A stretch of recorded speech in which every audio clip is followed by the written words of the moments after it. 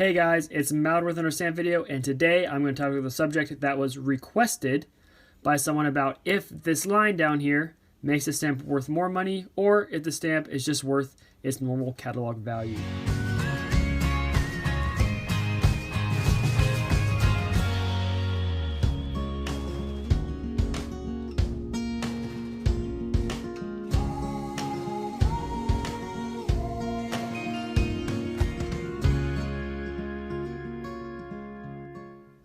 Recently in the comment section of a lot of my videos, I've been getting this question, so I'm super happy to tackle this and do some research about it.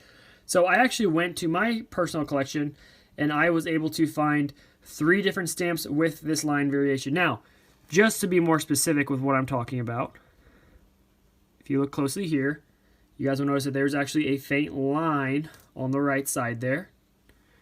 On this stamp, this one is probably the best example I have. There's actually a line on the right side, right there. And the stamp I just showed you, there's actually a line on the bottom. Let's get the focus. There you go. So a lot of people have been asking me about this line. Now this line, where's it come from? What's its deal? I'm going to talk about it in a second, but first, let's do a little research. So I just went on to Google and I typed in red line or green line rare stamp, and as you can see, these stamps are listed as a lot of money. See, we got one that was $2,000, this one's $360, $339. So these prices are super high. Look, there's one right there on the right that has the exact same line as these stamps I'm talking about, listed for $2,500. There's an older Washington right there listed for about $200, one for $500. So we got to get to the bottom of this, because if I do have $500 stamp sitting on my desk right now, I'll be super excited, but I'm going to be honest with you guys, I am actually not sure about this, just from doing my research. And then I did also pull up a green line stamp for you guys to check out. Oh, there's the one on the right that looks exactly like mine, $500. Just doing some research, looking down, and this is stuff you can do on your own, guys. If you want to look, you can find these stamps easily. $3,700, $395. What is going on? $699. Keep going. $2,100. Keep on going down here. $35. So that one's not worth as much money apparently for whatever reason. And we'll keep going. $49,000. That's probably not true. $600. But what's really interesting is if you come back up here, and I'll show you guys this. There's actually a stamp right there that is listed as $1 on the left side. And if we just scroll back up to where we were a second ago, the exact same stamp is listed for $5,000. So that's just super weird. So let's figure out why this is. Give a shout out to my guy, Don Denman. He is the one who I am pulling all this information from. I will leave the link to the actual site where I got this information from. But as you can see, stamps back in the day, they were actually printed on four different sheets.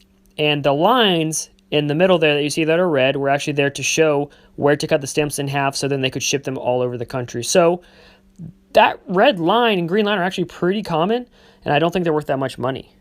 Now, since we figured out how the lines got there, now I'm actually going to show you guys where my stamps would actually fall into the planes here. So as you can see, we have a line, like I said, on the right side. So this one could have been there.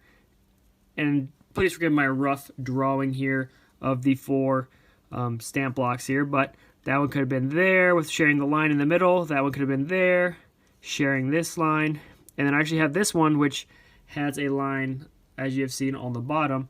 So that one could have been there, sharing the line. So as you can see, you can have a line on the right side, left side, top or bottom of it. It doesn't matter. Stamps can be located all throughout where these sheets were cut in half, and that's where your stamp might fall. So, final question. Does this make the stamp worth more money than a normal perforated stamp? And I hate to break the news to you guys who've been watching this long, but they're actually considered slightly less desirable than stamps that have full perforations all the way around by serious collectors. Now, I'm sure you can find a few people that collect these types of stamps and maybe try to make a full sheet or full line of stamps with this line variation, but to most collectors, these are not worth as much as a normal catalog value. So, my word of advice to you guys, if you see someone on eBay selling a stamp that we saw earlier for $2,000, $300. Stay away from that eBay seller. They know nothing about stamp collecting. And I'm just happy that I can make this video and maybe help one of you guys not make that mistake of thinking you have a very valuable stamp when you don't. And also not make the mistake of buying a stamp that is valuable that is not.